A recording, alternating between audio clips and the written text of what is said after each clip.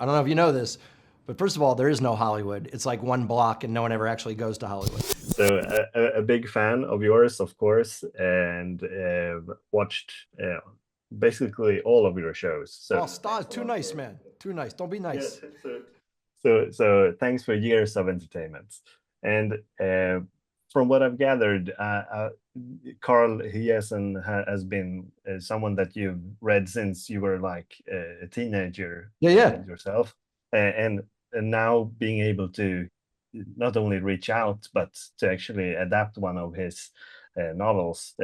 How does that feel for you? You've done so much in this business already, but is that kind of like a milestone or something? How does it feel? It's a great question because I'm going to get way too deep. All right.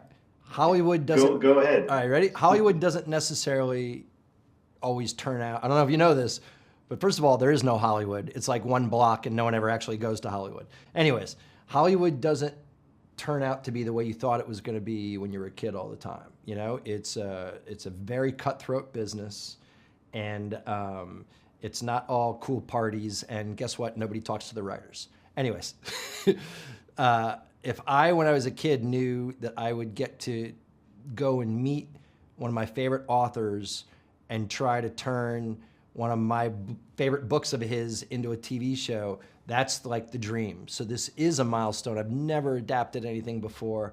And to tell you the truth, I've reached a point in my career that I don't necessarily feel pressure all the time. I don't mean because things don't matter, but I'm lucky enough to have some success, and I've had, put plenty of garbage on TV that didn't work, and I'm always trying, but I feel like I'm Teflon, and I haven't been nervous in a long time.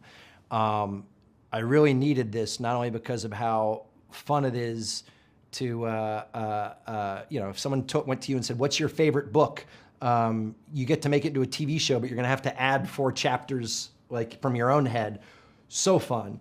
But I feel so much pressure to not let Carl down, because I've gotten to know him, and he's a hero of mine, and he's one of those rare people that turned out to be the way that you would hope, which is not always the case with writers or actors or singers or people that you look up to, Yeah. and so the pressure is good. Put it this way, I'm wearing when's the last time I wore a sports coat and showed up for these interviews, man? I want to make it work for Carl, because he's a really good guy. Yeah, I understand, and just having like these shows on Apple of yours, it feels like its own universe almost, and I'm loving I'm loving what I'm seeing is what I'm trying to say. Oh, that's so So nice. so how do you know that you have like that there is something to an idea that this is the one that you need to I don't. like follow through? I don't. It's a good question. I will tell you this. Doing what you do for a living, anyone that says they knew something was going to work is lying. You know what I mean? Because by the way, one of my favorite questions about Ted Lasso is, when we'd all be in a thing and they'd say like, "Hey, when did you guys know it was going to be a huge success?" I'm like, probably about 48 hours after it was a huge success. We had no idea. You know what I mean? I knew I've gotten to a point in my life and career that I wanted to change the name of my production company to Noble Failures Production, because if you can make something that you're not embarrassed to show your friends and family, there's not really anything else that's in your control. The weather can ruin a show.